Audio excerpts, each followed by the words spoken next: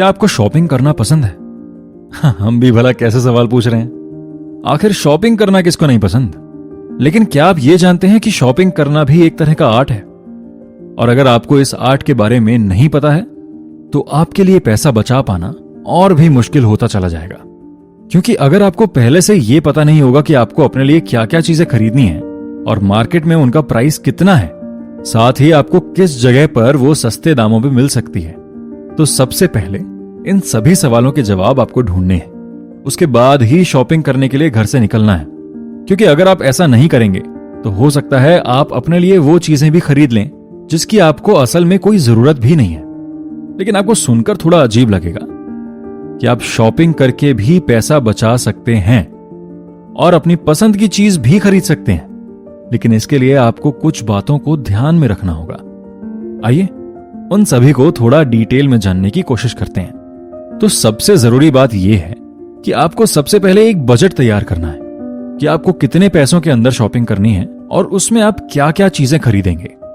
आपको एक एक चीज मेंशन करनी है, फिर भले ही वो एक टूथब्रश ही क्यों ना हो। जब आप इन सभी चीजों को लिख लेंगे, उसके बाद इन सभी चीजों का एक आइडिया लगा लें कि ये सभी चीजें आप कितने पैसों में खरीद लेंगे।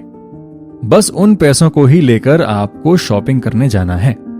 इससे आप फालतू के खर्चों से बचे रहेंगे और जो चीजें आप सोचकर गए हैं सिर्फ वही चीजें खरीदेंगे। इसके अलावा आपको यह भी ध्यान रखना है कि किस जगह पर आपको अच्छा डिस्काउंट दिया जा रहा है, क्योंकि आजकल तरह तरह की सेल चलती रहती हैं। तो शॉपिंग जाने से पहले इन सभी चीजों के बारे में अच्छे से जानकारी ले लें कि आपको कौन सा प्रोडक्ट कहां पर सस्ते दामों पर मिल रहा है। अगर आप कोई भी ऐसा सामान खरीदने जा रहे हैं जो आपको रोजाना इस्तेमाल करना है, जैसे टूथब्रश या फिर टूथपेस्ट, तो कोशिश करें कि इन सभी चीजों को बल्क में खरीदें, यानी ज्यादा क्वांटिटी में खरीदें। क्योंकि ये बात तो आप जानते ही हैं कि आपको इन सभी चीजों का इस्तेमाल लगातार करना ही पड़ेगा। तो इसलिए इन सभी चीजों को जब आप एक साथ खरीदेंगे तो आपको अच्छा डिस्काउंट मिलेगा और आप अपना काफी पैसा बचा सकेंगे। हालांकि ये भी देखा गया है कि अक्सर लोग ब्रांड के पीछे भागने की कोशिश करते रहते हैं।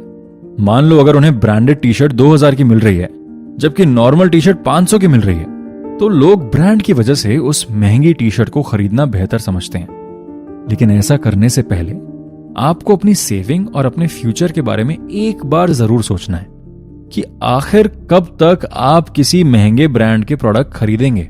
जाहिर सी बात है आप एक या दो बार ही ऐसा कर पाएंगे, जबकि आपको इस्तेमाल उन्हीं चीजों को करना है जो ब्रांडेड नहीं है।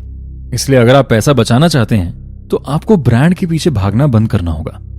हमारे कहने का मतलब यह नहीं है कि आप किसी ब्रांड का इस्तेमाल ना करें या फिर किसी भी ब्रांड के प्रोडक्ट को ना खरीदें, बल्कि ऐसा भी एक टाइम आएगा जब आप बड़े से बड़े ब्रांड के प्रोडक्ट को खरीदेंगे और इससे आपके ना तो सेविंग अकाउंट पर कोई फर्क पड़ेगा और ना ही आपको बाद में चिंता करने की जरूरत पड़ेगी कि आपके पैसे बचते ही नहीं है। लेकिन अभी अगर आपकी एज 20 से 35 साल के बीच में है तो आपको पैसों को बचाने के बारे में सोचना ही पड़ेगा। इसके अलावा यह भी देखा गया है कि आजकल लोगों ने प्राइस को लेकर नेगोशिएट करना ही बंद कर दिया है। लोगों को लगता है कि अगर वो दुकानदार से ये कहेंगे कि आप 2000 की आइटम उन्हें 1000 में दे दो तो दुकानदार बुरा मान जाएगा और उन्हें बुरा भला कहेगा। इस वजह से बहुत से लोग आजकल डिस्काउंट मांगते ही नहीं है, जबकि ये एक बुरी आदत है। आपको हर जगह डिस्काउंट मांगना ही चाहिए और कहीं ना कहीं जितने भी दुकानदार हैं उन्हें भी पता होता है कि जितने भी कस्टमर उसके पास आएंगे वो डिस्काउंट जरूर मांगेंगे। इसलिए वो पहले से ही अपने प्रोडक्ट के प्राइस बढ़ा कर रखते हैं ताकि डिस्काउंट देने के बाद भी उनका नुकसान ना हो। अब ऐसे में अगर आप डिस्काउंट नहीं मांग रहे हैं और दुकानदार के बताए हुए प्राइस पर ही प्रोडक्ट खरीद लेते हैं तो दोस्त आप यहां अपना नुकसान कर रहे हैं। इसलिए जब भी शॉपिंग करने जाएं तो इन छोटी छोटी बातों का बहुत खास ध्यान रखें। इस तरह से आप अपनी पसंद की चीज भी खरीद पाएंगे और अपने ज्यादा से ज्यादा पैसे भी बचा सकेंगे। क्योंकि हो सकता है कि आज आपकी शादी ना हुई हो और आप सिर्फ अपने लिए शॉपिंग करते हो, लेकिन जब आपकी शादी हो जाएगी और जब आप अपने पार्टनर के साथ शॉपिंग करने जाएंगे तो आपके हजारों रुपए कैसे खर्च हो जाएंगे आपको खुद भी इसका अंदाजा नहीं होगा। इसलिए इन सभी चीजों की आदत अभी से ही डालें। और अगर आपके घरवाले या आपके पार्टनर इन सभी चीजों को नहीं समझते हैं तो उन्हें बैठकर इन सभी बेसिक बातों के बारे में समझाएं। क्योंकि ऐसा नहीं है कि इन सभी चीजों को सीखने के लिए आपको कोई अलग से ट्रेनिंग लेनी होगी या फिर आपको बहुत ज्यादा टाइम निकालना होगा मुश्किल से 5 से 10 मिनट के अंदर आप पूरी लिस्ट तैयार कर सकते हैं कि आपको अपने लिए क्या क्या खरीदना है, और इन्हीं 10 मिनटों के अंदर आप अपने काफी पैसे बचा सकेंगे। और आपको ये बात भी क्लियर रहेगी कि आपको असल में शॉपिंग करने क्यों जाना है। हो सकता है आप में से बहुत से लोग ऐसे हों जिन्हें शॉपिंग करने की आदत लग गई हो। अब आप कहेंगे कि भला शॉपिंग करने की आदत कैसे लगती है?